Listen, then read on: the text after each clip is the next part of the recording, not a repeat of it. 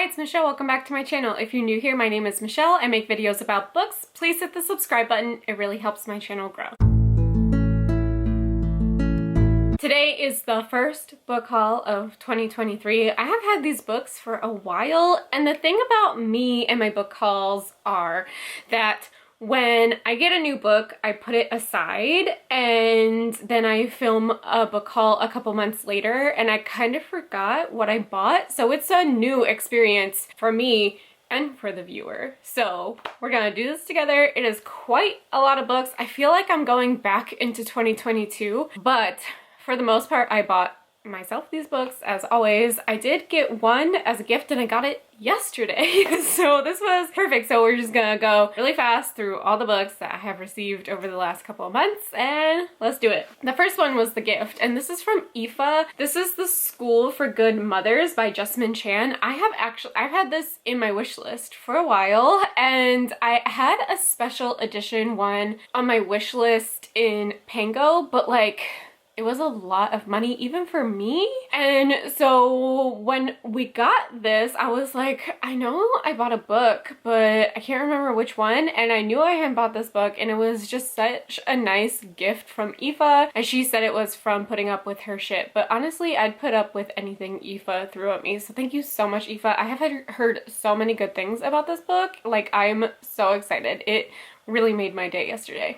The next ones I all bought myself, so that's fine. I will say I am definitely buying books less right now, and that is just because I'm focusing my money on other things, but I literally bought a book yesterday, which you'll see here. So let's get into this. It's a mess. The first one is How to Sell a Haunted House by Grady Hendrix. I got the UK version because I like this cover better than the US version. Also, I just prefer paperbacks. So if I don't have to wait a year for a paperback of a cover that I don't really like, I'm gonna get it. I have already read this book. I am wanting to reread it with the audiobook, and I think I still have like a 3-week wait for the audiobook, but I will be rereading this. It was one of my favorite books of 2022 and I'm so excited to have it. I wish I could meet him again and have him stamp it with a little puppet, but I'm just so excited to have this. This seems little. Like, I think the book was 400 pages. I read it on Kindle, but it seemed big and this seems pretty small. The next one is Nick and Charlie by Alice Oseman. I have the UK edition. It's like yellow. Actually, I have this edition, but like this one,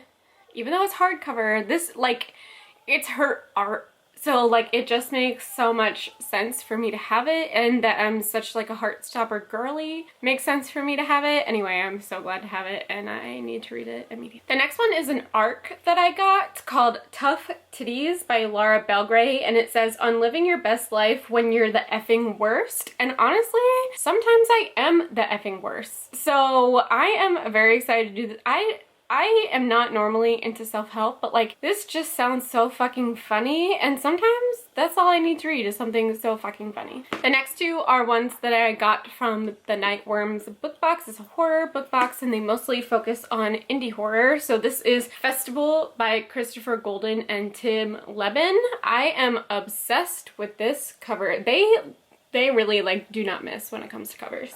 And then the actual book that they were promoting is Bad Cree by Jessica Johns. Anything to support women in horror, I'm all about it, and I am so excited for this one. The next one is My Sister the Serial Killer. I don't remember buying this, but I am so glad that I bought this. I have heard nothing but good things about this one. This is going to be perfect for spooky season, especially Black-A-Ween-a-thon, so I'm glad that I blacked out and bought this at some point. The next one is The One by John Mars.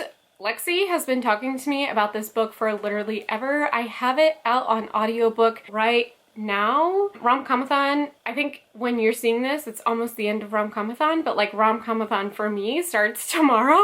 So I want to get to this, but I have to prioritize my rom-coms first, so I'll get there. There's more. That was my little pile. This is my big pile. I bought The Haunting of Lee Harker by Daisy Coates and got this little sloth sticker, but they also sent me this. And I have no idea what it is from or what it does or why they gave it to me, but I am immensely so happy to have this. Like, it just made my whole fucking day when this came in my Pango package, and I told them that in their review. So thank you to this seller for not only giving me this perfect condition book, but also giving me this little stuffy that I'm gonna put on my shelves forever. So absolutely love Pango. Love Pango. The next three I got from the Barnes and Noble half off.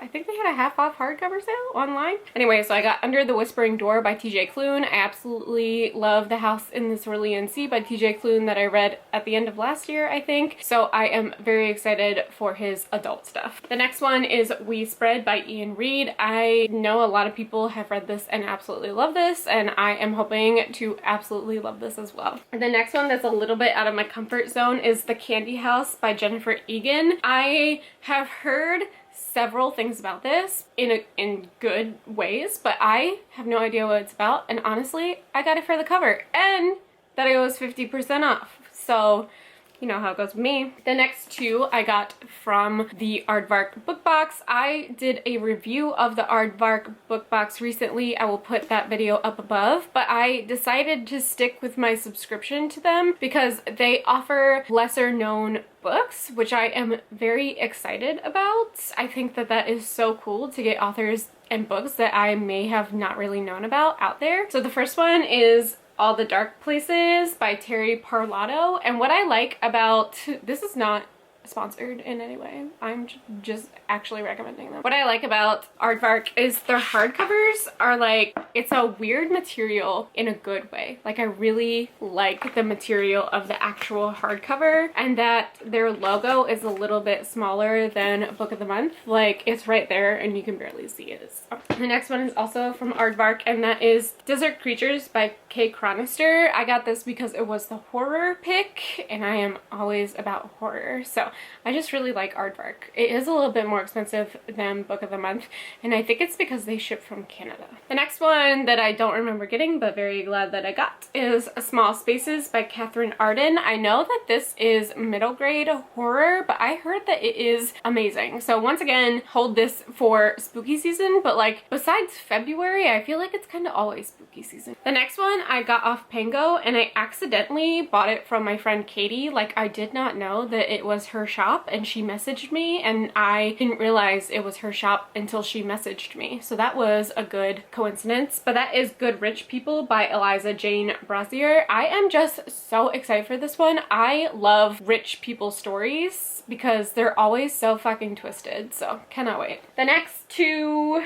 or a couple, I have a couple from Book of the Month. I don't remember what months they are, but this is What Lies in the Woods by Kate Alice Marshall. I read a YA by Kate Alice Marshall and did not like it. I think it's called The Vanishing. Wasn't my favorite, but that was also when I was kind of like on my way out of YA, so I am very excited to see what she can do with adult thrillers. And then for some reason I also got The Rewind by Alison Wynne Scotch, and I think it's just like sounds cute. Sometimes I just want to read cute shit. So I think I'm on hold for the audiobook for this one too, and it just sometimes you just want cute stuff, you know? The next one is Raw Blood by Katrina Ward. I read Sundial by Katrina Ward for a video that I will put above, and I might have also read another Katrina Ward for another video. Anyway, I really like Katrina Ward, so I'm super excited for this, and so excited that I have this, and I was able to find this on Pango, and all of her audiobooks are on script. I completely blacked out when I got this and I dropped it. But this is Flowers in the Attic by V.C. Andrews. I went to an event with Grady Hendrix where he talked about Paperbacks from Hell, and he talked specifically about V.C. Andrews and how this one like shot her to fame, but then after she died she had like people ghostwriting for her, so like a lot of her books that are published under V.C. Andrews are not her, and I just thought that was really interesting and kind of shitty all at the same time. So I would like to read the book that really started it all. Yes, I know what it's about, still doesn't dissuade me. The next one is Five Survived by Holly Jackson. Castleman bought this for me at Walmart. I'm so excited for this. I will say I did not like Holly Jackson's last book, the last book in the Good Girls Guide to Murder series. I thought it was crap. But I'm very excited for this one. I'm hoping it's so good. I have not looked at reviews, but I'm hoping it's good. The next two are from Book of the Month again, and that is The Writing Retreat by Julia Bartz. I wasn't super pumped about this month's picks. I felt like there should have been more romance, but that is just me. So I got the thriller pick, which if I'm gonna read something, it's gonna be romance, thriller, horror. So like, I'm not mad about it. I just like wish for February there were more Black authors and there were more romance, or there were more romance by Black authors. Like, they could have done better. They always can do better, in my opinion. And then I got, as an add-on, Really Good, actually, and this is literary fiction, and I'm so excited for it. This just looks like she's a hot mess, and honestly, I too am a hot mess, so that's why. The next one I got is The Patient by Jasper DeWitt. I actually bought this twice. The first one that I bought never made it to me, and Pango really worked with me and they were on top of it, and they couldn't find it either, so they gave me my money back, and I spent that money on another one, so I'm so happy that I finally got it back. My local bookstore has a book club where they send you a romance book every month, and I referred my best in real life friend Erica to it, and she put me down that I referred her, and they sent me 4 romance books for free for referring someone. But I'm so excited for these. I haven't read any of these. I actually thought I had this one, but I don't. But this is Maggie Moves On by Lucy Score. I know that I've seen this cover, and I thought that I had bought it because of the cover, but I don't actually have it, so I will be keeping it. The next one is Out of His League by Caroline Richardson. I love a good sports romance. Do I like sports? No, but I like sports romance. So there's that. The next one is The Sweetest Remedy by Jane Isharo. I'm obsessed with this cover. I've seen this cover everywhere and I just haven't picked it up. So now I have it and I'm obsessed. And the last one is completely out of my comfort zone, but I know that the manager of this store is obsessed with historical fiction, so it totally makes sense that she picked this. And this is A Scot in the Dark by Sarah MacLean. Like, this is quintessential historical fiction, so I probably will read it. Why not? Why not? What is stopping me from reading this kind of historical fiction? Absolutely nothing. Historical fiction, historical romance. There we go. Nothing. The next one, Castleman went to an event at that bookstore, and I was like, I would like a book. And he bought me a book. And he bought me The Fisherman by John Langan. This is cosmic horror. It was recommended to me by Katrina from Katrina Brown. Katrina Brown's recommendations never cease to amaze me. They're always magnificent. So if you aren't following Katrina, please do it. The next one I got because I want to read it anyway and want to buy it, and I'm also still not a part of Illum Crate Afterlight, even though I have been on the wait list for like a year. But anyway, this is X's and O's by Amy Lee. The Pyramid Book Club is reading this for April, and I am so excited. When Monica picked this, I was like, that is my girl. So excited for this. The next one is the one that I wanted to read for the Rom-Comathon book read, group read, but it was shot down. So that's fine, I'll read it myself. And that is Secretly Yours by Tessa Bailey. I will never give up on Tessa Bailey, which is fine. The next one is one that has been recommended to me by several people, and I am so excited for it. It is YA, so that was why I was a little hesitant to get it, but I heard it's amazing. And that's Better Than the Movies by Lynn Painter. I think I have 2 books by Lynn Painter, and I have not picked any of them up, but I keep picking them up. I believe at least her traditionally published books are closed door romances. So I enjoy closed door romances because I feel like the characters have to have more chemistry in order for you to believe that they're hooking up behind the scenes. So I'm excited for this. The next one is Episode 13 by Craig DeLuey. This is also a Pyramid Book Club pick for March. Amy from Amy Noel Reads is also doing this for her book club in February, this month. So I will put down her channel as well. Definitely check it out. I am so excited for this. When Lexi picked this, I absolutely knew nothing about it, but I read the first sentence of the description and was just like, I'm completely sold. This is mixed media, and I am so excited for this audiobook. I hope it translates well. And then the last book that I have is Georgie All Along by Kate Claiborne. This is a debut. This was also for Book of the Month, but this was the book that my bookstore picked for that book club that I am in. How many times can I say book in a sentence? Anyway, I am very excited for this. The only issue with this is that I am mostly an audiobook reader, and the audiobook for this doesn't come out in March, and I don't know if it's because it's a debut or they were behind in production or something. So although I am excited for this, I am going to wait until March to listen to it and follow along. So excited for these. That's it. It was a lot this time. I was running out of room